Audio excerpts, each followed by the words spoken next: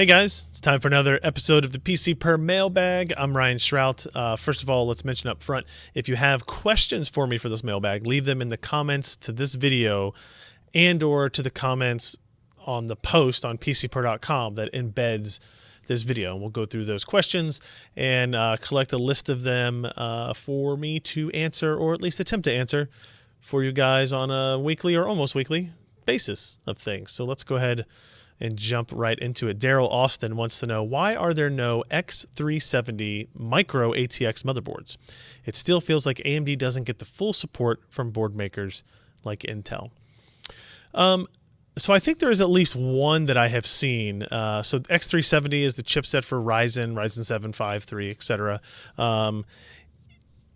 You're right in that AMD doesn't get the full support from board makers, but not because of any pressure by Intel or any lack of funding by AMD or something like that. It really comes down to these board vendors are going to build what they think they can sell, right? It's still a business for them. They need to know that whatever they build, they can actually make money on. And at the outset, you know, they know the market size for Intel platforms. They've had a long history of seeing what the micro ATX, mini ITX, full-size ATX, eATX segments look like, and they just don't have that information yet on the AMD side. Now, you could argue that they could just easily translate from the Intel to the AMD platform, but there are little differences, right? You're going to have slightly different behaviors in the buyer and customer base for it. So I mean, I still think we'll get there because I still think that Ryzen is still a popular product. Obviously, it had this huge rush and wave at the outset, and I'm sure it's slowed down a lot since then. Now we have Coffee Lake having been released this week, so that should drive things a little bit as well. Even, you know, by drive things, I mean it's driving, in theory, the prices of these Ryzen 7 1800 and Ryzen 7 1700X prices down considerably, which should get more people interested in that, right? So I think what you may see a bigger uptick on some of these boutique board options when we get to the revisions in 2018 for Ryzen, as AMD or Asus and MSI and Gigabyte, these guys will have a lot more information on what the customer base wants and is asking for. Second question, Michael Brody wants to know, when comparing all-in-one water coolers with air coolers, presumably both will reach a temperature equilibrium after a period of time. Excuse me, if testing both at the same ambient air temperature and CPU temperature, how long should the comparison test run? Obviously, the all-in-one will look heaps better at the start.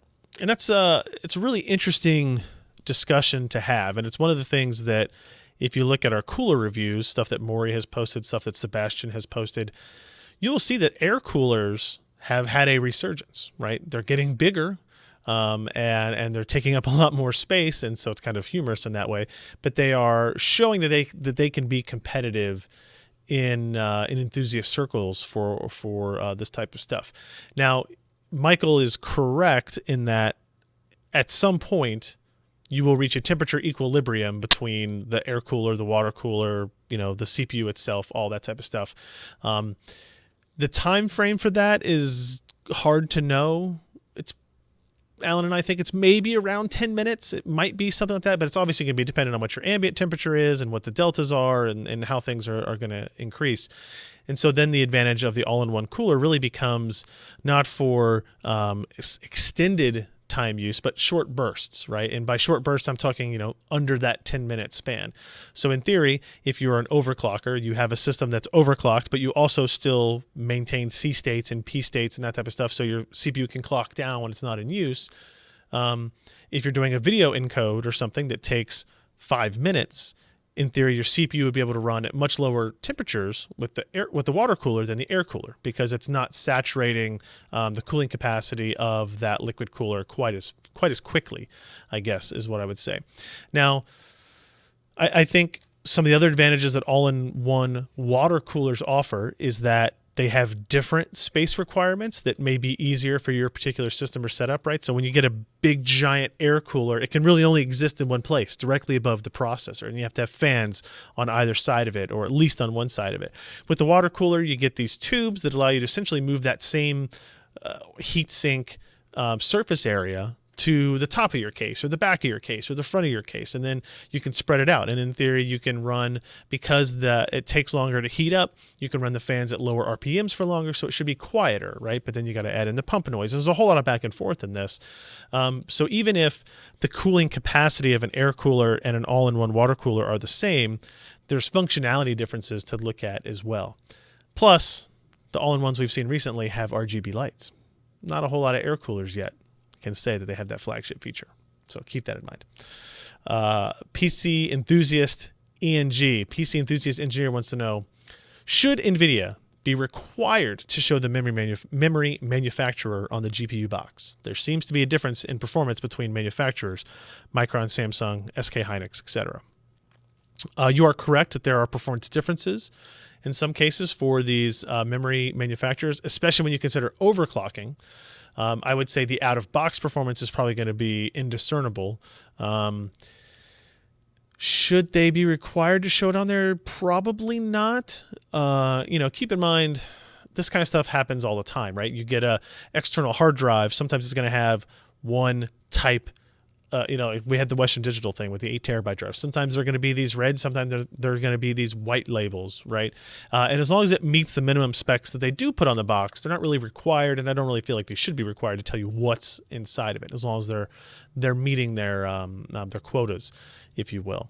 The other thing to keep in mind, like iPhone had, was it iPhone 7S that had dual sourced. No, it was a 6. Dual sourced the A9 from TSMC and Samsung, right? Fabs, and you didn't really know which one you were getting.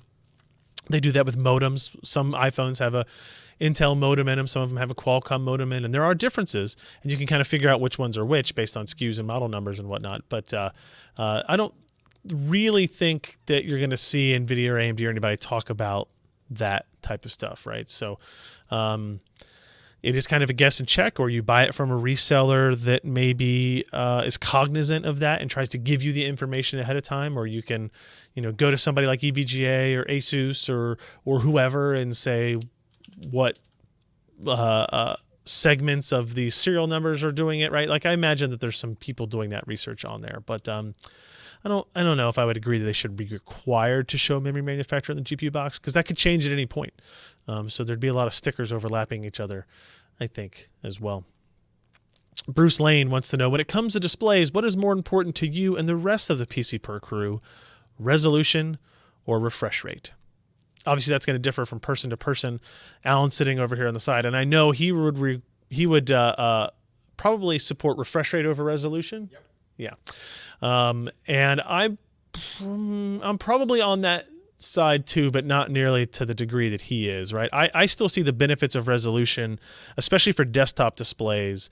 And if you're gaming, refresh rate is very important. If you're doing productivity tasks, refresh rate is important, I think, up to a point. Like, once you hit 60, the smoothness benefits of your mouse moving or a window moving across the screen are there. I just don't know how much that matters to me. Whereas having a 25 by 16 or a 4K display, 2 of them like I have on my desk here, is really valuable. So if I had to pick one, I would probably pick resolution for like productivity side. And for gaming, I would probably go refresh rate. But hey, if you go with a FreeSync or a G-Sync monitor, then you get the best of both worlds in theory, right? So if you just spend a whole bunch of money, as it turns out, you can get refresh rate and resolution as you see fit. Go for those 3440 by 1440 displays. Devonian Daz wants to know, for nights where members of the regular crew are unavailable, would you consider filling in spots in the podcast with staff from other tech websites and YouTube channels? Yeah, I don't see why not. There are less and less tech websites out there now that have personalities at the helm that I think would be really interesting and compatible with our group. It's been a long time, but like, we had Linus on our show once. I've been on his show a couple of times. So we're not opposed to it. I do think that the premise of the podcast itself is very much focused on the content we have generated. So when you bring in a third party to that who is not writing for our website, then it's a different dynamic, right? If we have something like this, it might work, or if we had just like a general news show where we were covering stuff from other websites as well, which we do kind of on the podcast, I think it might work better. But it's an interesting idea. Also, we have a very strict schedule. 10 p.m. Eastern time is pretty late. Maybe we just don't like people. Maybe they don't like us. I don't know. It could be any one of those things. But we'll keep that in mind. Kyle Bachman asks, why did AMD let VEGA be a power hog? Was there nothing they could do to change it? There's nothing they could do to change it, right? VEGA uses more power than Pascal per performance, right? And it really comes down to architectural design. So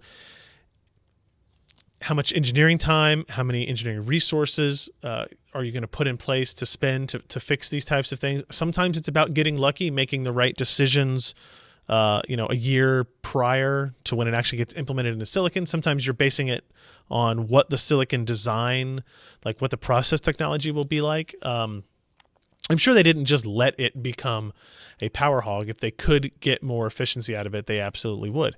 And as we've shown, we've talked about on our site, VEGA can be much more power efficient if you run it at lower clock speeds and lower voltages. The problem for AMD was they had to push above that performance level in order to get to the performance that put them competitively against the 1080 and the 1070, which then took them outside of their peak efficiency curves, making them less efficient in order to get the same perf level. So it's not that there is nothing they could do to change it. There's just nothing they could do within the constraints of cost and time, would be my guess. Joan Smet wants to know, I have noticed that many people set the Windows power plan to high performance, which disables speed step by default. For lower end systems, I believe that this may actually reduce overall performance, as without the ability to clock down, temperatures will rise and thermal throttling will occur. What do you think about this? Can the effects of this be reliably tested? My first thing I would say is, unless you have a really poor cooling infrastructure in your machine, the temperatures will not rise high enough to instigate thermal throttling. Like thermal throttling on Intel platforms happens at like 100 degrees Celsius. If in any testing I've seen and any work that we've done, even setting, Alan runs his test beds at kind of their peak overclocked, an overclocked spec with C states disabled and that type of stuff, speed step essentially. And he's not using a super crazy water cooling, just a standard AIO, and we don't see throttling on that. Obviously, that would totally defeat the purpose. So I think unless you're doing something wrong, temperatures will not actually rise high enough to see thermal throttling. In general, and I would say almost universally, setting a desktop to high performance will give you better overall system performance across the board. Now, it will be at the expense of more power draw and some additional heat and thus additional fan noise. So it's just wherever your trade-offs are. For me, and I would say the vast majority of people, although this is something, again, I still need to find out. We can just do a simple poll on this. I don't know why I'm dragging my feet on it, figure out if anybody actually changes their Windows power plan, because I just kind of get the impression that nobody does. They don't expect that you should have to get good performance out of a desktop rig. Question from Nebu Thomas. What's the function of asynchronous compute in AMD GPUs? Why is it hard for NVIDIA to implement this feature like AMD? And will Volta have good asynchronous compute capability? I don't know about Volta, obviously. We haven't really dove down into the architecture of it yet and the details they've released and how it will apply to asynchronous compute in the way that it applies to gaming and consumers, which is I'm sure what you're talking about. The function of asynchronous compute in all GPUs, not just AMD, is to allow closer to peak compute efficiency for a GPU, meaning that if you taking advantage of dead cycle time where shaders may be stalled, waiting for data coming back from memory, that you fill that with other workloads, and you have to do it in a way that is efficient enough so that the switching of context or any kind of shuffling around of caches or registers and whatnot don't negatively affect performance of the other tasks. One of the ways that gamers use it, or game engines and game developers use it, which is what AMD talks up a whole lot, is that if you have a graphics workload and then a compute workload, say for an anti-aliasing shader or an AI trace or something else that's going on at the same time, how do you efficiently blend those two workloads so that they both work as good as can be? Not that one takes priority of the other, although you can set those priorities, but how do you make sure both of these happen? And the ability to subdivide the work on a GPU granularly helps that tremendously. And that's really the change, as far as I understand it. The difference between what AMD is able to do today and what an architecture like Pascal can do today is that AMD just has a little bit, they have more granularity in how their threads are distributed and how their compute systems in the GPU can interact with those threads in a real-time basis, right? So NVIDIA still does have support for it, but it seems to be a little bit more chunky, and for a stupid term to put it, like it has to use larger sections of data, so it's not quite as efficient with it. I would hope that they had improved this with Volta, but keeping in mind that GPU architectures are a long time coming. It's not something that gets fixed in a year. They don't make drastic changes to it a year out. Otherwise, that's usually a bad sign.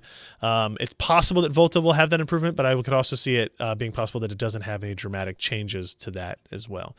Still, I would put out there, regardless of the advantage that AMD may have in async compute, real-world games, benchmarks, clearly show that NVIDIA is not left wanting in that area, right? So they still have very performant graphics cards. Street Guru wants to know, why do you think video game developers accept NVIDIA sponsorship / software integration on multi-platform games, especially when the PS4 and Xbox One versions are based on AMD's GCN architecture? So there's two answers for this. The pessimistic answer is money, man. They get paid for that.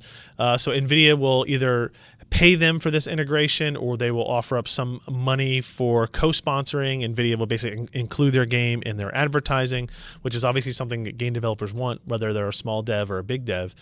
The other side to look at it is that NVIDIA makes really good software, right? Their effects tools are easy to use.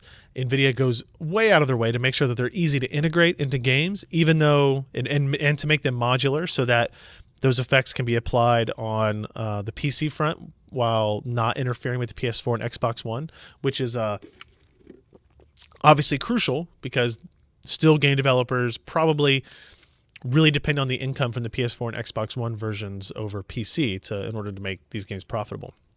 But despite all the back and forth in these communities and between these companies, like NVIDIA's GameWorks technology is really good and it's impressive. And you can argue open systems versus closed systems all day and until you're blue to the face. And I feel like we've done it many times, and there's valid arguments both ways. The truth is that in a closed system, things tend to accelerate faster. You can make new things better that way.